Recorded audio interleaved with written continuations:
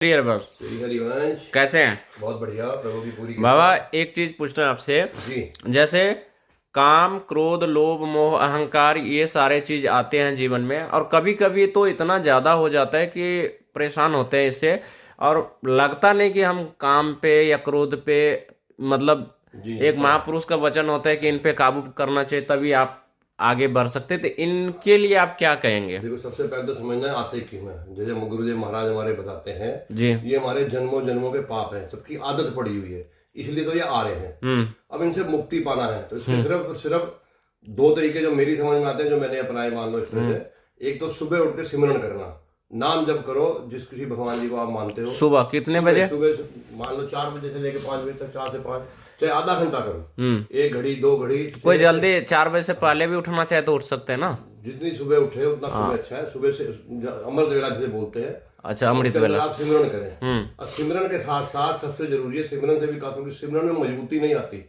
सभी लोग अपने हिसाब से भक्ति करते हैं। हाँ। मजबूती तब आती है कि महापुरुषों के सत्संग सुने। अच्छा, और महापुरुषों सत्संग का रोज सत्संग। सुने। हम्म। सत्संग मैं जो अपनी बात बताता हूँ, मैं गुरु जी के सत्संग मतलब डेली सुनता हूँ, कोई दिन खाली नहीं जाता सत्संग ना सुने। अच्छा। सत्संग से रोज पावर आती है, जबकि जब चीजें रिपीट भी होती है, कुछ होता है, लेकिन रोज आना क्योंकि रोज आना काम करो, सब परेशान करते ही करते हैं। और सत्संग सुनने से नाम में भी निष्ठा जागता नाम में है। निष्ठा जागे क्योंकि वैसे सत्संग बिना सुने अगर हम नाम जपने की प्रयास करेंगे तो होगी, होती भी नहीं है। सत्संग सुनना बहुत जरूरी। सत्संग के जैसे मान लो आज की बात करें, आज इतना अच्छा सत्संग था सर, उसके अंदर एक बात पकड़ में आ गई बहुत बढ़िया, इनसे छुटकारा पाने के लिए। कौन से? छुटकारा, जैसे काम, क्रोध, मोह, कोई भी चीज आपको परेशान कर रही है, हैं? तो आप ये ध्यान करो। मान लो काम परेशान कर रहा है, मेरे गुरुदेव भगवान, मेरे कृष्ण भगवान, मेरे राधा, ये आई है मेरे स्वरूप में। अच्छा। ये मेरा क्रोध आया मेरे स्वरूप में आया है, उनको प्रणाम करो।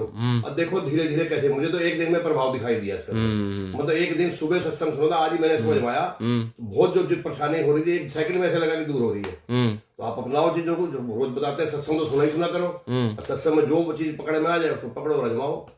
एक तो दो चीज आपने बताया।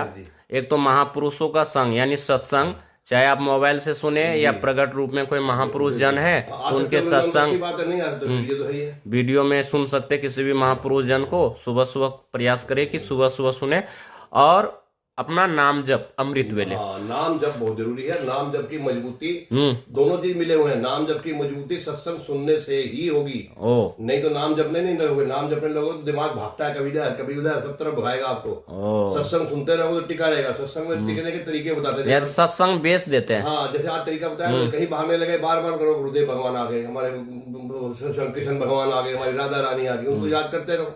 बहुत अच्छा, बहुत अच्छा जानकारी दी। जय जय श्री हितारी वंश।